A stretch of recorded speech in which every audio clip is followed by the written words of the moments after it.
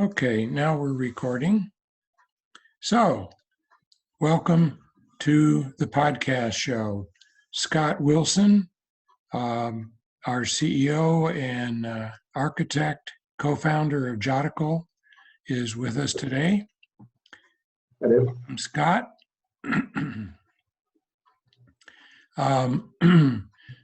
Let's just talk a little bit about your background. How did you get started in business, Scott? About 20 years ago, I kind of started out as a marketing and copy editor for a catalog in the value-added reseller market. And during that process was introduced to technology, working in various fields from banking to auto insurance to gaming. As a developer, primarily on the Microsoft stack, and for a good long time that was my focus, was a developer. And over the course of time, I'd kind of come up with my own software ideas, but there was never really an opportune time nor kind of the right idea. So I just primarily focused on developing applications as a consultant or full-time with companies. So that's kind of what led me to 2017, making a technology shift. I kind of discovered that it's really difficult to research a topic online because there's so much clutter, and that was the foundation of what's led to where Joticle is today. So having architected that and done a couple startups in the past as a consultant and whatnot, and just kind of merging it all together with a group of other people. And it's been a fun ride since about July 2017. So just exactly what does Joticle do? What we do in a nutshell is develop topic-focused web and smartphone applications, anywhere from masonry to pomology, which is fruit science. We've got a lot of different topics that we cover. We're really focused on niche markets, things you don't typically find in corporate training classes, but are careers out there for people like farriers, along those lines. We have about 50 apps launched right now that are all around the ologies of the world. So we're really focusing on ologies right now, and then we'll go to other topics as we branch out. So you've got 50 different apps available already. That is correct. Those are all on Google Play, and we're going to shift to Iowa. There's a lot of stages that we've discovered in the process of rolling out mobile apps that have kind of kept us in the Android world for now. So anyway, that's where we're at in our development stage. We've researched over 250 topics since the beginning of the Joticle, so to speak. As a concept rolled into having a lot more clarity, we've actually ramped up how quickly we can launch these applications. So we're doing about 2 apps a week now. So it's getting really exciting really fast. So what's your target market for these apps?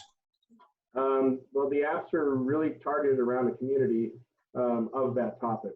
So with each app that we roll out, we're dealing with a whole new demographic.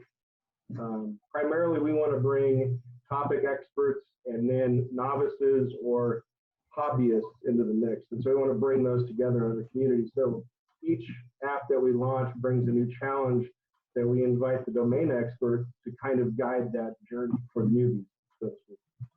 Oh, I see. Well, that sounds like a pretty wide spread of getting expertise into the app itself. Yeah, we're very segmented in the approach, and it allows us to basically target a very specific need. If we're going after a farrier, we know exactly who we need to be a domain expert. We go and get a farrier that's got some industry history and bring them into the mix, and we monetize them for that so they can make some money in the process. So there's a whole bunch going on in there to lure topic expert to kind of guide that journey. So what's been your most successful app so far? Pomology, which is fruit science. Fruit science. Yes, fruit science, the study of fruits and nuts. And we launched that first, so obviously it's had the most traction and support.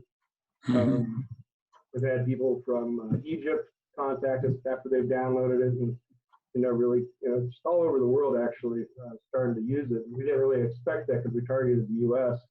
in our initial marketing seed. So it's been kind of nice to see that there's a need, and they explain how they applied it, and then we kind of refocus that into how we evolve our product. And that was kind of the journey we wanted to go down, is let the community evolve how the app is shaped. So it's very flexible architecture in that way. Okay, well, what's your vision for the future, Scott? Where does this go, or where do you want to take it? Well, right now, our biggest goal is to get to at least 500 apps launched this year at a core minimum functionality, and onboarding.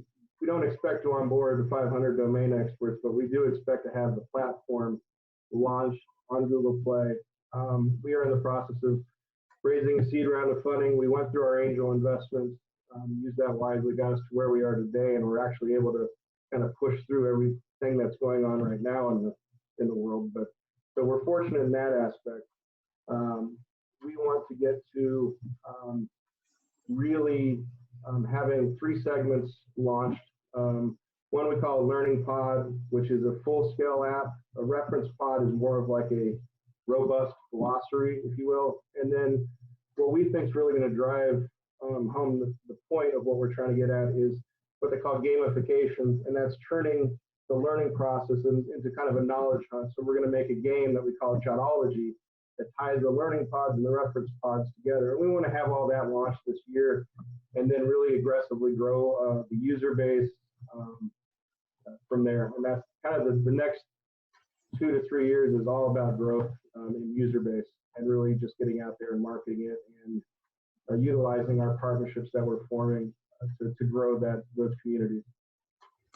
Okay, well, it sounds like a really strong factor for your growth is being able to market to a wider user base. Right. How do you go about finding the customers that would be attracted to a given app or set of apps? Really, we've taken a look at it's highly targeting social media around a topic. It's not too hard to find people interested in topics once you start looking at keywords. So keyword analysis, and then going after those targets through Facebook advertising. We've done a lot of different tests already, and as we were developing the product, so we kind of see what works when we go after it, and we're going to continue to focus with that. We have a marketing partnership that we're looking forward to that is going to be working with us, Marketing 360, the name of that company. We're aligning ourselves with them to really help push how to take all these segments and get them kind of the exposure they need. So there's a lot of individual pieces on the marketing end. I think now that the development end's kind of stabilized, we can really put our energy into going after the different segments. So there's some challenges we're still figuring out in the process, and that is, how do you get someone interested in zoology that may otherwise not know that we exist, because it's a niche market that isn't heavily covered in Google Play. We've looked. So it's one of those things where not everything is a ready-made market, but there are lots of resources online around that topic. So there's a lot to learn, a lot of just kind of do it by seeing what works and then adjusting based on analytics and a lot of other things that we have in play. I see. Well, that certainly sounds like a real strong opportunity, and the growth looks like it's starting to take place now that you've got so much of the development in place. Yeah, the real challenge is entering the marketing phase of our growth strategy. And so this is kind of the exciting time, because we're comfortable with our platform. Now it's trying to get that message out there and explaining what we do and what it's about. So. Yeah, and you said you have a marketing partner Yeah, to we're do working that? with Marketing 360. They're a very reputable company, so we're excited to get started with them once we close our next round of funding. Good. Okay, that sounds fine. What else would be valuable to the audience that we haven't covered? I know just in the process of a startup is being, I think the biggest advice I took and have used and has come really powerful for me is being able to admit when we're going down the wrong path and to make those adjustments and not get married to an idea without making sure it's fully vetted out and being able to say, no, we need to change course. I think we've done that about 5 times now, where we've completely changed how we're going to approach our model. And it's been very useful because each time we've been willing to say, well, that didn't work, we've actually gone 2 steps forward. And it's a patience game, and you've got to really just, avoid getting too focused on the negatives that will come into play, people's opinions and what. That's kind of, the joys of a startup. There's also a lot of annoying things that come with it. Well, that certainly sounds like excellent advice, and sounds like you've taken it multiple times. Is there, have you developed maybe a sixth sense or a set of criteria that tells you you're going down a wrong path? It's kind of the, I don't know, best way to put it. It's just that tingly feeling that something is just not right. Is usually something needs to be looked at. And if you're not going to have the full confidence to sit in front of someone and explain it, then there's something that's missing. And that's been the real key, is when you get in front of people and you start talking about your product to people who've never heard about it before, is you start to get that uncomfortable ease of this isn't making sense. And that's when you have to kind of stand back and say, well, how can we clarify more? Where can we get the vision more focused? And that's been, I guess that's the biggest thing I could point out. Okay, excellent. I think this has been very valuable information that we've listened to here and identified with your story of how you got there and where you're going, and what the key factors have been in starting up your company. Anything else that you'd like to add before we close? No, I really encourage people that are listening are in the early stages of something, just not to give up and to stick in there, because it's frustrating at times. It's very rewarding once things start to click, and I think that's the biggest thing.